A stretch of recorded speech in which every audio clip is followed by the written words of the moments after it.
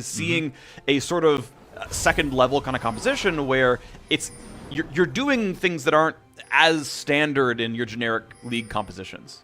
Yeah, and I mean, you can even see the rune setup for Niski is working more towards this as well. You take the minion dematerializer, you can dematerialize cannon waves, instantly wave clear out the rest of that with your QE plus passive, AoE auto, and then guess what? You're roaming, and Azir is stuck having to either give up that wave to match the roam, or is going to be behind on that roam. So that is something that is a really intelligent way to set up if you're looking for this sort of playstyle, and here we go. Blabber starting off with the sweeper, and notice how he actually donates the CS over to Licorice. If you give that one ward kill to a solo laner, they will actually get that level 2 one minion sooner, which can actually matter quite a lot in those early levels. Yeah, Niski walked into what I believe was XP range as well, and that should mean that both of them should be getting level 2 off of just the first wave. It's probably hard to punish an Azir. I'm not expecting that all in to happen from Niski, but can mean a lot in the top lane. That thing is so volatile down there as the lanes show up. Perfect CS so far for Sven, as Cody's going to knock down these best he can as well. Blabber just on the power farm duties. Blue start, Machete, chunking down single target camps, no problem as Olaf. Yeah, it's interesting. We have seen a couple different looks so far. Blabber, obviously, yesterday, a lot of it was about invading, about getting really aggressive, trying to steal away camps constantly with this Olaf. And he also did go for a fairly aggressive build yesterday with the Warrior. We've been seeing mostly Warrior thus far this season, whereas, in the past, especially last season, we had been seeing a lot more kind of tank Olaf. They do have quite a bit of damage in this comp, so I'm going to be interested to see if he wants to go for that full damage style to kind of pair up with that Yuumi and fly in there and try to knock people down early. A very small early CS lead to Licorice, but someday smells a little bit of blood in the water, lands the slow. Licorice better be careful. The punch comes in, Flash would kill him. And that means Licorice has to flash away. Well, Sunday's win and land against the counter pick early on as Licorice steps too far up. Yeah, I mean, that's always the danger of Ornn into these melee matchups, is that, yes, this is a matchup where as you scale in GP, you can really comfortably farm and get towards that late game, but the brittle procs just do so much damage, and now that the wave hasn't been able to be pushed in, Licorice was looking to try to shove that wave, wasn't able to get it in, is down flash, and now he's in this really exposed spot where if he backs off, the wave is frozen. If he doesn't, he's exposed to a gank, and Meteos is up here, so I think Licorice is probably gonna die without that flash. Yeah, he's the dead. Jump. Here comes the slow. Not a possible way to leave this one. Knockup's not gonna land just yet, but easy pickup there. First blood to 100 Thieves. Meteos sets up someday. Really well played, and the fact that the first blood goes, okay, flash for flash there, not too bad, but the fact that the first blood goes to Ornn makes it even harder. And guess what?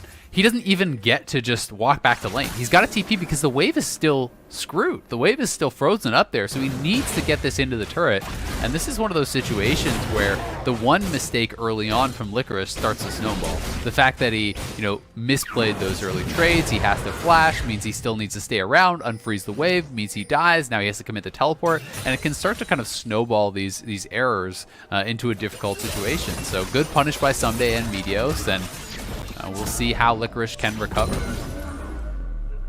He's going to do his very best, managed to push the wave the rest of the way in. We saw Blabber was able to take the top river. They actually kind of saw each other, Blabber and Meteos. So, okay, knows Kindred has to back off, knows the Olaf's around. That finally gives Licorice the safety to finish the shove, force him to recall, make him teleport back. All right, so flash advantage, itemization's pretty close between the two, all things considered.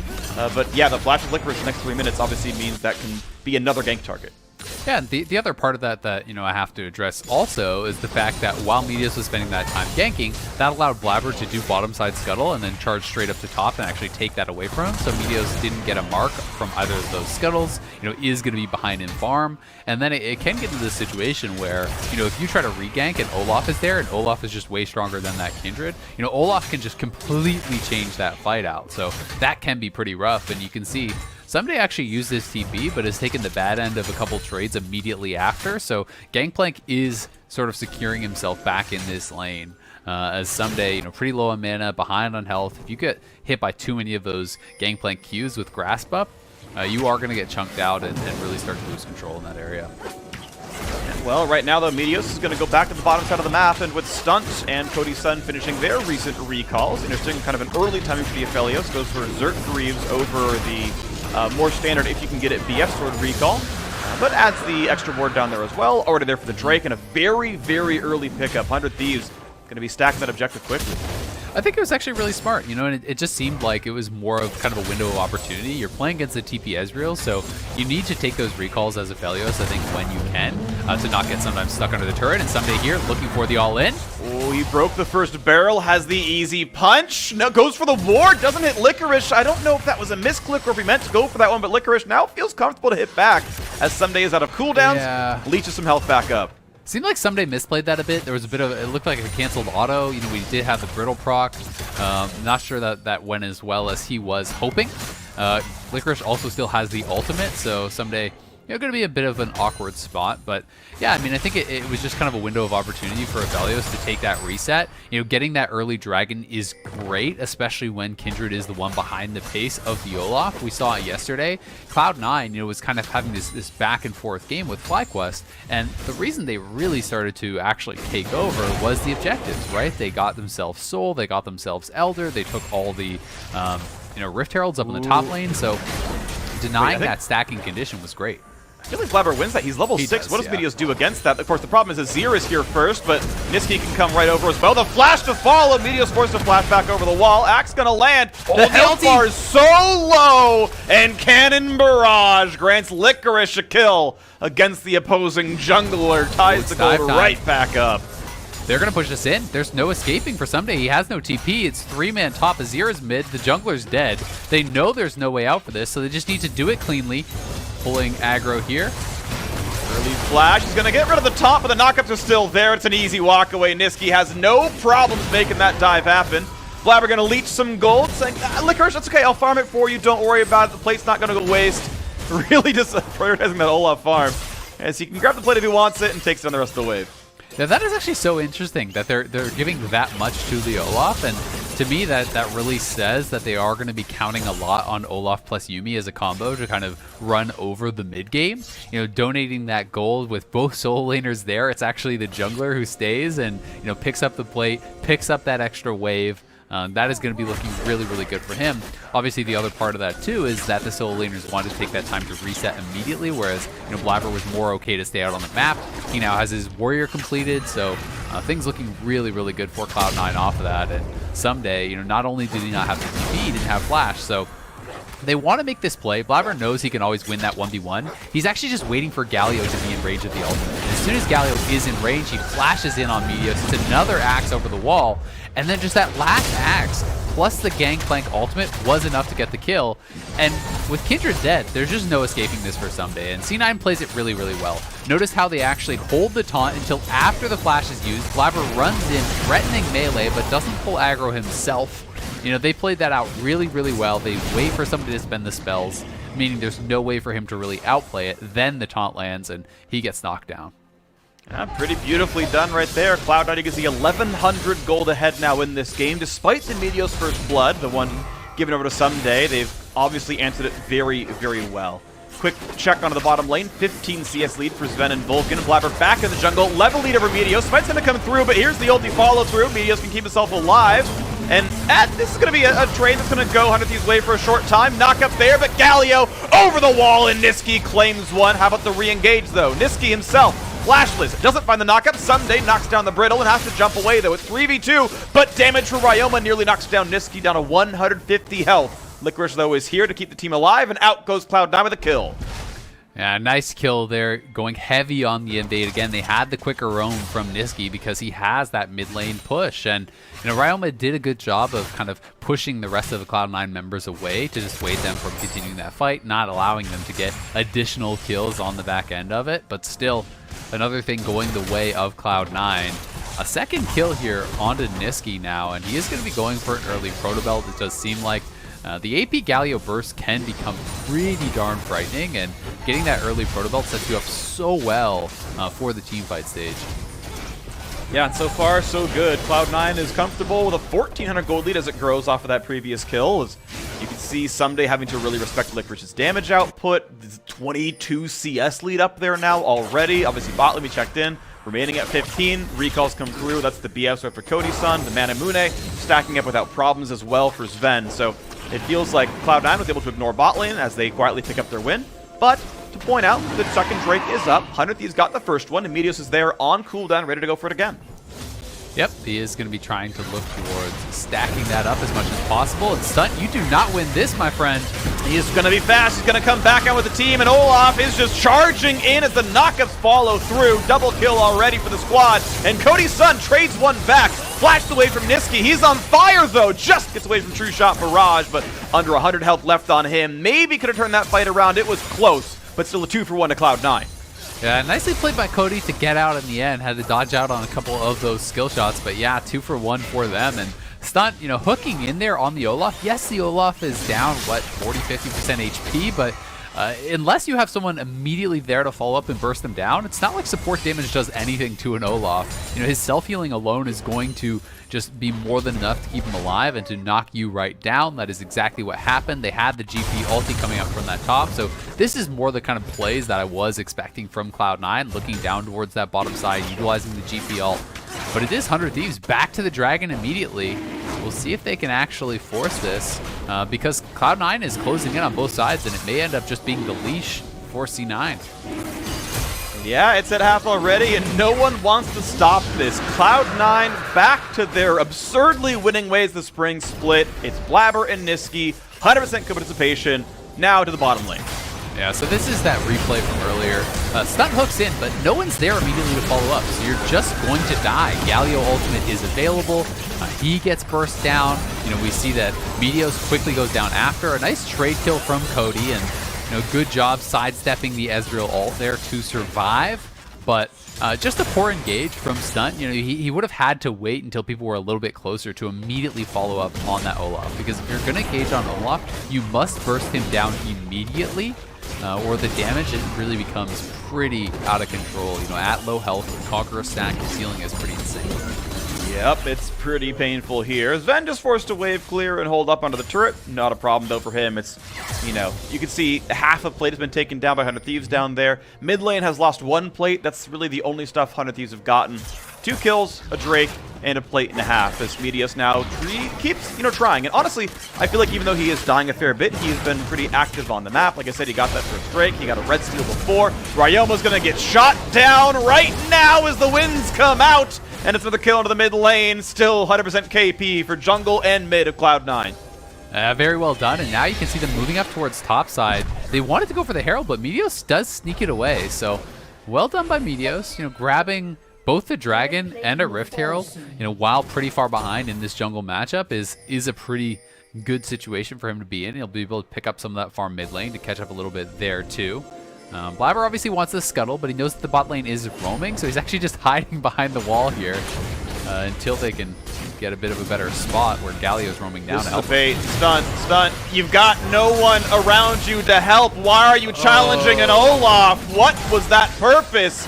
And now Ryoma is forced to jump away as well, but Niski gets the crowd control, baited in by the hubris of your support. Niski, though, is going to be a close fight. Gets the taunt, gets the hit, has to pop the stopwatch, and Sven is there for good measure. Ensures that it's another 2-for-0, and this is going bad to worse for 100 Thieves. Yeah, Sven flashing in with that flash Mystic shot over the wall, finishing off Ryoma. But Stunt is just going way too early. That is twice in a row now. This one was even more egregious, to be honest with you. You know, the engages are fine, but you have to have your teammates immediately there to follow up. If they are not there, the engage is not good. It doesn't matter how much of an opportune moment it feels like. You've got to have those people there to immediately burst someone down when you hook in as this Nautilus, especially when you're looking over and seeing, you know, things like the Olaf, things like the Yuumi, that in an extended fight, if you don't get that initial kill, they're going to have so much self-healing, and the fight is going to go more and more the way of Cloud9. Yeah, and you can't even blame coordination, right? He's playing bottom lane. He knows C9 has wave control over bot lane. He knows Ezreal and Yuumi can move, and he showed himself by clearing that ward. So he knows all the info he needs, which is, I'm a support alone, showing in the river, bots pushed, Ezreal can show, let's fight Olaf. That is just an objective, unforced error that Stunt should be better than making. It feels like one of those situations where, you know, you're having those games and everything feels like it's going wrong and you just think, I've got to do something. You know what I mean? It's kind of like that mindset where it feels like, I've got to make a play. We're losing. Like, got to make something happen. Olaf's here. Let's go. You know? And it doesn't feel like you're thinking through the entire play, because if he takes that moment to think it through, very clearly there was no chance of that really working out for them. Blabber up here. It looks like they want to set up for a dive. The bot lane is moving up. They spot Meteos, but it would still be a 4v2, and they are just going to call it off. As you can see, Sven going back to mid lane. Galio's down on that bottom side. You know, the only kind of problem here with the lane assignments for Cloud9 is when you have Galio down in that bottom lane, he can't really assist on the side of the map that Blabber is playing to. But looks like it's going to be an engage up here. Well, they're going to try, but without getting the first half of the ultimate land on the Licorice, he sidesteps it and says, I'll be seeing you, buddy. Meteor shows back up, and he gets a bit of a slow. Okay, Licorice is running a bit low on health, but pops the barrel, walks back away. Not a huge problem. I like it. Puts up the tent. You're camping top lane, and I still got a 5 KDA. I'm loving the emotes, man. They really do add something special. C9's emote game has been pretty good. I think it's a lot easier to be dropping the emotes, though, when you're winning, so... Yeah, true. Well, he's going to drop a Rift Herald up at the top side, and Licorice will do his best to wave clear, and doesn't get a whole lot out of that one, actually. This is going to be a very dead turret. C9 did already get the first one in the mid lane. They're going to get bot lane here as well from Niski, but at least some of these are on the board with that one. Getting occasional objectives as top lane is still cleared. Shelly may just get the second charge, and looks like without a defending minion wave, but will drop this turret to half HP.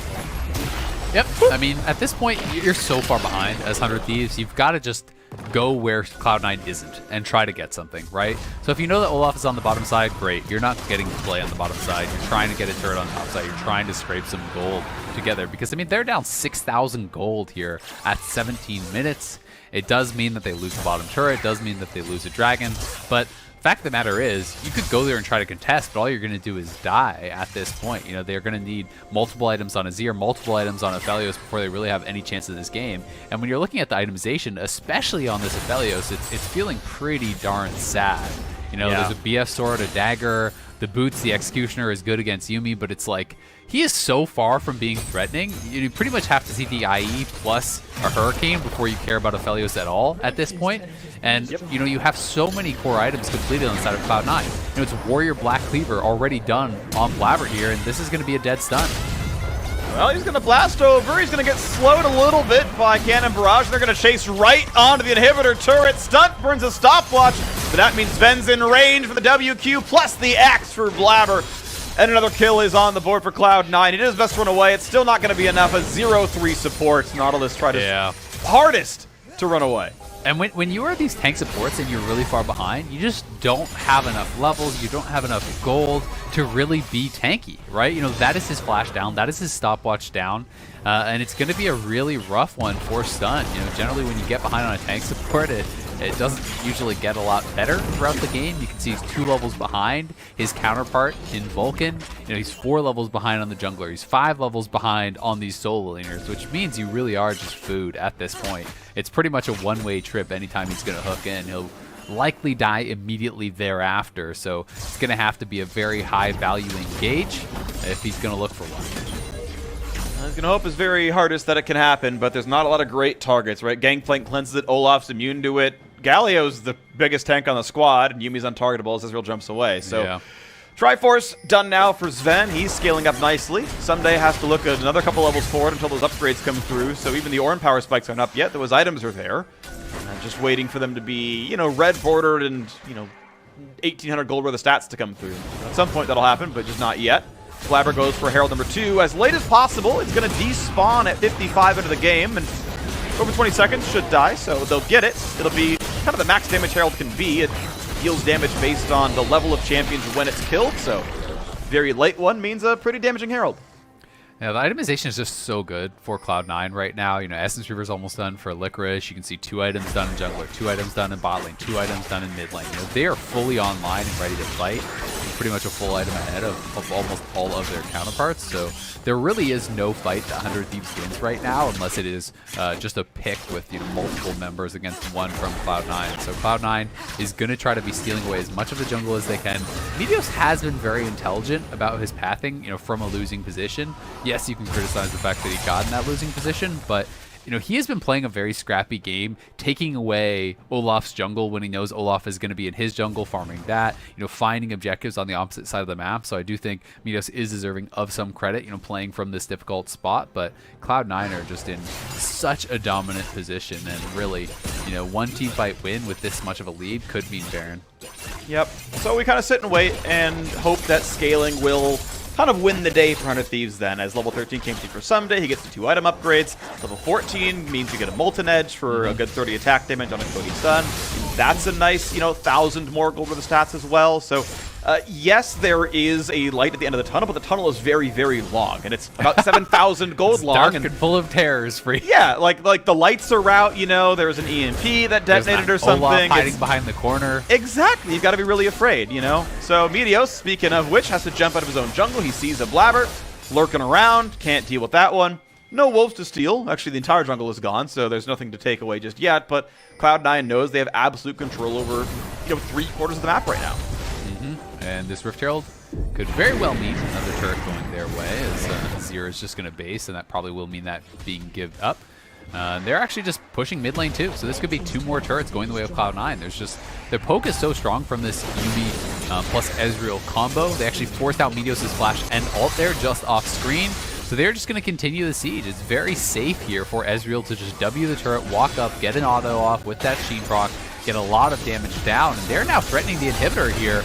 22 minutes in, that inhibitor tower is gone.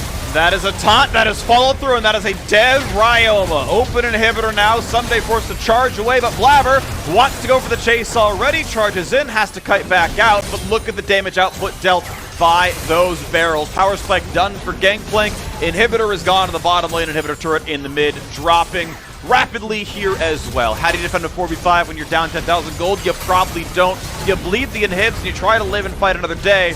Problem is, those days aren't getting any longer, and it's not going to be any easier next time. This game is the most over. I mean, this is a 10,000 gold lead at 22 minutes with both your inhibitors down.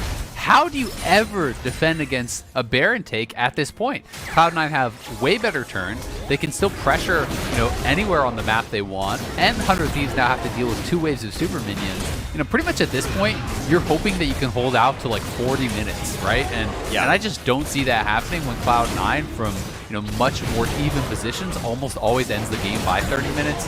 This is looking pretty done and dusted for Cloud9. You know, they have the soul win condition in 5 minutes. They have the ability to just go pressure Baron, you know, send someone with TP down to the bot lane to keep ushering in these super minions, have 4 men over by the Baron, set up there, look to take that, and then end the game.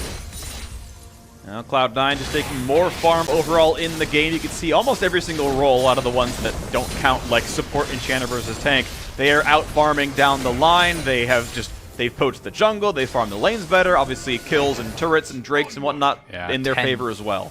10 kills to 2, you know, they are really looking very, very good. And, you know, coming into Summer Split, there was a lot of people, you know, kind of had those questions of how good will Cloud9 look? Will the meta suit Cloud9? You know, will they be kind of resting on their laurels after that championship win? You know, will they look as hungry? Well, the answer is they're looking pretty damn good. They win their first game against FlyQuest, who was obviously the second place team, in about 30 minutes. This one is looking on pace for that as well, and they are much more dominant here today. Blabber, I don't think he should be getting Olaf much more. You know, both his Olaf games, he has completely been running over their opponents, and now they're looking for a gauge.